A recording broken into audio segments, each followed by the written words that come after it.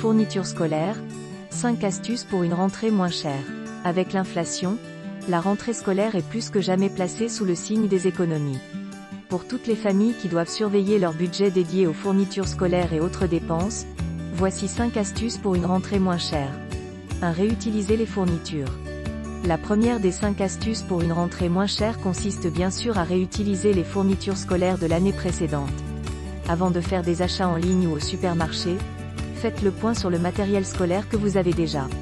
Les paquets de feuilles, crayons, stylos et tubes de colle peuvent encore être utilisés même s'ils ont été entamés. Quant aux cahiers entamés, il est possible de les recycler en papier brouillon.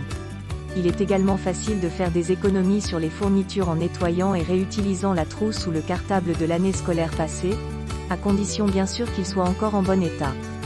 À noter, si votre enfant souhaite absolument changer son cartable, traquez les opérations de collecte organisées chaque été par les enseignes de grande distribution. Pendant une période limitée, ces enseignes reprennent les cartables et sacs à dos en bon état contre un bon d'achat valable dans le rayon papeterie et maroquinerie scolaire.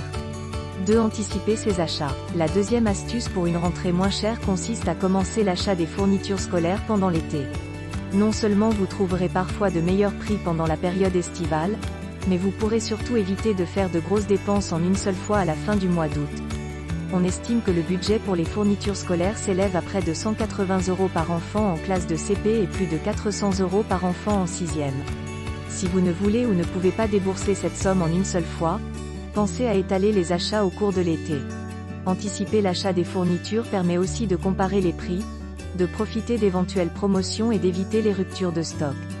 3. Préférer des fournitures qui vont durer. Même si vous disposez d'un budget limité pour la rentrée scolaire, choisir systématiquement du matériel premier prix n'est pas un bon calcul pour une rentrée moins chère. Les fournitures scolaires en plastique comme les règles et les équerres ont tendance à se casser et les feutres et stylos premier prix marchent moins longtemps. Pour éviter d'avoir à racheter rapidement d'autres fournitures, pensez à la durée de vie de ce matériel et choisissez si possible des produits un peu plus qualitatifs. Privilégiez aussi les stylos et porte-mines rechargeables. Même s'ils sont un peu plus chers à l'achat, ils permettent de faire des économies sur le long terme. 4. Se méfier des dépenses superflues.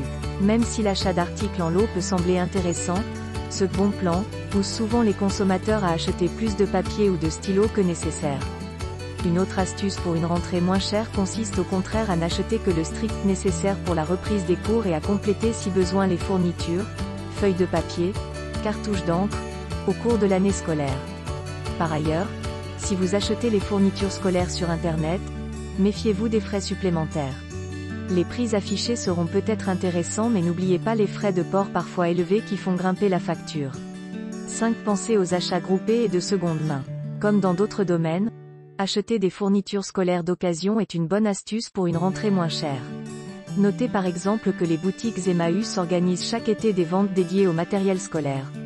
Vous trouverez aussi du matériel neuf ou en très bon état sur les sites internet d'annonces tels que Le Bon Coin et sur l'application Bips spécialisée dans les produits d'occasion pour les enfants. Enfin, sachez que des associations de parents d'élèves comme la FCPE et la PIP organisent des achats groupés de fournitures. Vous pourrez ainsi avoir à un prix compétitif des kits de fournitures par niveau, du primaire au secondaire. En appliquant une ou plusieurs de nos 5 astuces, les achats de la rentrée devraient peser moins lourd sur le budget familial.